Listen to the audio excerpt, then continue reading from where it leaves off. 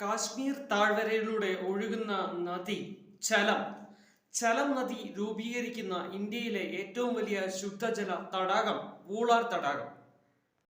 സഞ്ചാരികളുടെ പറദീസ എന്നറിയപ്പെടുന്ന താഴ്വരയാണ് കാശ്മീർ താഴ്വര. താഴ്വരയിൽ കാണപ്പെടുന്ന മണ്ണിനമാണ് കരേവ. ഈ മണ്ണിനം കുങ്കുമപ്പൂ കൃഷിക്ക് ഏറ്റവും അനുയോജ്യമാണ്. കുങ്കുമപ്പൂവിനെ കൂടാതെ ബദാം, ആപ്പിൾ, മുന്തിരി എന്നിവയ്ക്കും കരേവ എന്ന മണ്ണിനം പ്രസിദ്ധമാണ്. കാശ്മീരിന്റെ കിരീടത്തിലെ വജ്രം എന്നറിയപ്പെടുന്നത് ദാൽ തടാകമാണ്. ഇത് ശ്രീനഗറിലാണ് സ്ഥിതി ചെയ്യുന്നത്. ഇന്ത്യയിലെ ആദ്യത്തെ ഒഴുകുന്ന പോസ്റ്റ് ഓഫീസ് നിലവിൽ വന്നത് ദാൽ തടാകത്തിലാണ്. ഏറ്റവും വലിയ ശുദ്ധജല തടാകമാണ് വൂളാർ തടാകം എന്ന് പറഞ്ഞല്ലോ. എങ്കിൽ ഇന്ത്യയിലെ ഏറ്റവും വലിയ രണ്ടാമത്തെ ശുദ്ധജല തടാകം ഏതാണ്? അത് കൊല്ലേരു ആണ്.